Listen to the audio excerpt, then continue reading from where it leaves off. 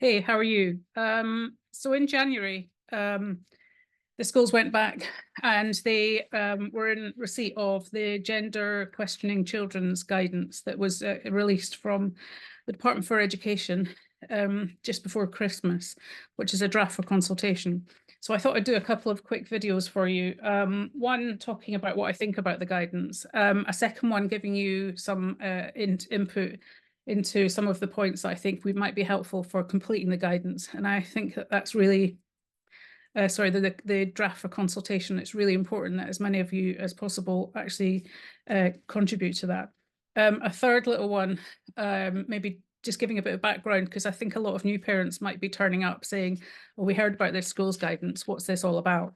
And a fourth one, and I do mean I'm going to try and do them in as much of brevity as I can, about sadly what the activists' response is, because obviously those of us working with schools knew that this was going to happen. So I just thought I'd talk about mermaids as an example of how they're pushing back and completely misguiding and confusing the schools right off the bat. So let's do a couple of those and see if it's any good for you. So it's worth stating that broadly that this was welcomed, this guidance, by many different people. And they felt that it was a good step in the right direction. I'm a bit more of on the negative side, I guess, because of all the school complaints that I'm dealing with. And so for me, the amount of flaws that it had were so significant that I could just see how many problems that this was going to create for parents a few months down the track.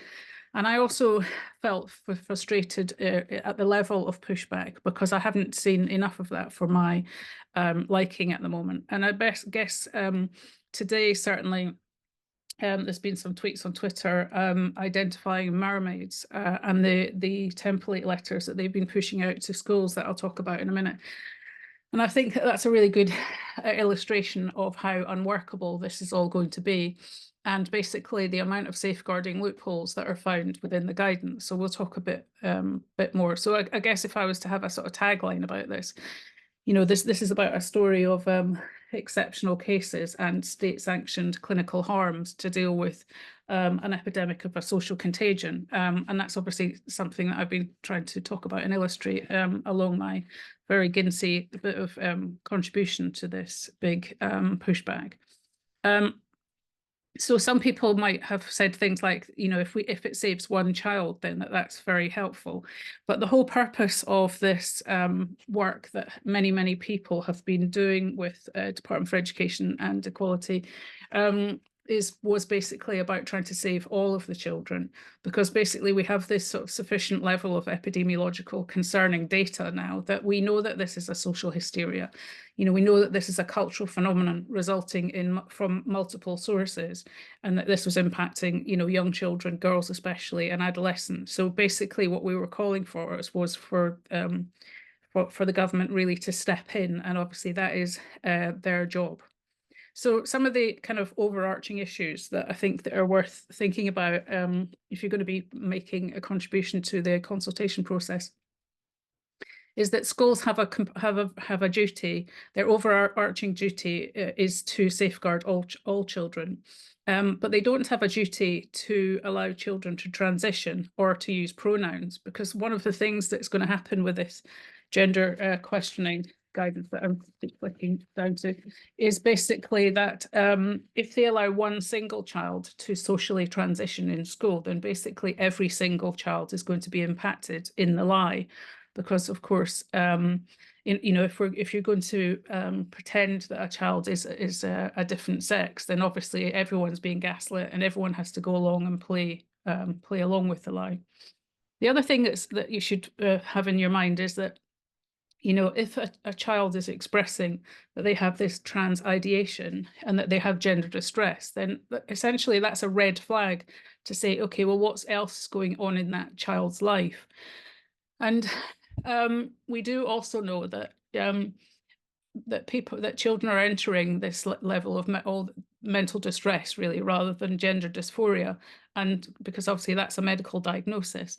And the guidance basically is still allowing this affirmation to go ahead, And so essentially one of the things which I've been really distraught about really is that for the first time really in government policy or guidance, government guidance, that is that the trans child, the actual concept of the trans child is firmly embedded now in writing, because essentially they're saying that such a thing it can exist because they're leaving the door open for exceptional children. And that's really a big problem that I would like you to kind of, take away from this.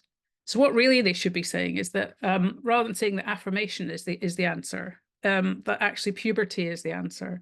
And they don't talk about that. And they also don't identify any of the particular subgroups that we know that are particularly identified within all the epidemiological data that we have, for instance, with LGB children and autistic children. So if we go back to this idea that there is an exceptional child that should be allowed to go down this route, which could strongly lead to a medical pathway. Essentially now what we've got is, for instance, this girl that the whole school is going to have to get on board with and pretend is actually a boy. Now, this obviously isn't law or the guidance saying this, but within the guidance there's a little point that says about bullying, and I think that's a really important point for you to sort of pull out. The other thing that I have talked about on many in many different ways is this issue of the children's mental distress and confusion still being located at the individual level, because yes, these children do end up being very distressed and distraught and confused, but essentially that's the end product. If you look up chain, what happened in order to make them that way. And it was the government's responsibility to look at this and uplift it to the population level where the social contagion lies. Because the source points have all been identified in many different ways by many different people. And unfortunately, the lobby groups are the ones who bear a lot of responsibility for embedding this confusion via their activism and via social media and, via all of their ongoing, nonsense that they're still kind of coming out with. So file in your mind for the feedback about the fact that they haven't acknowledged the certain populations and their overrepresentation. And I want to come on to some of those specifically. One of those is looked after populations, but let me just introduce that to you by thinking about if they're saying that some parents can get their way. So basically they're saying if some parents really want this enough, then it can happen, okay?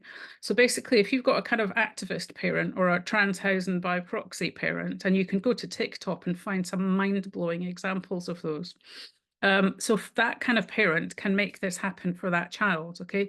So what they're saying is that child won't be safeguarded by the knowledge that we have in terms of medical science, if you like, epidemiological knowledge. So an activist parent can make this happen. So you could have two different children wanting the same thing and giving the same information to their parents. And one activist parent can have their way with the school, and the other parent who says no, that won't happen. So you've got two children being treated in a completely different way. So essentially, there's no safeguarding being embedded across the school, and the whole policy will fall down.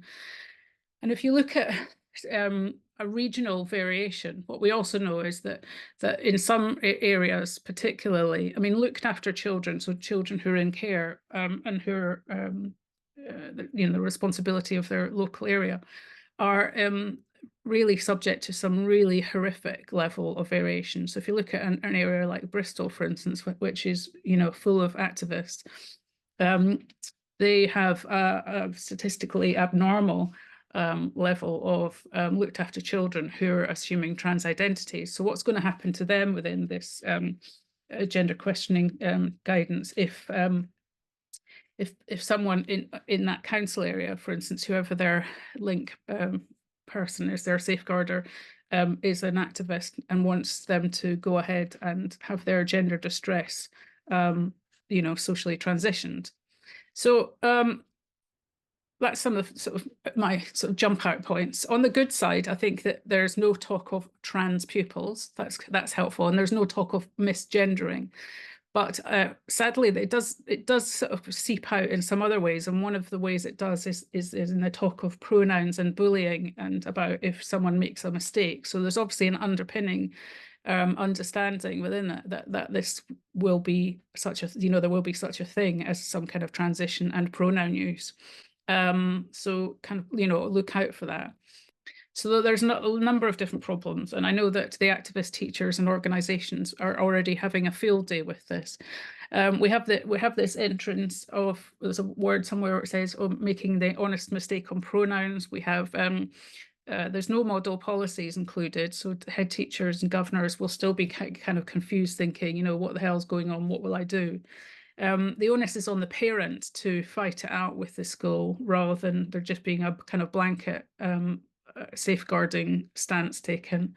Apart from the fact, oh yeah, I mean, they also didn't mention anything about LGBTQI plus clubs, which are one of the greatest areas where the kids are going and, getting lots of confusion and being sucked into the kind of vortex of gender ideology, rather than being safeguarded as LGB children, or being identified as, perhaps being autistic LGB children too, who are finding some solace in making friendships in that environment.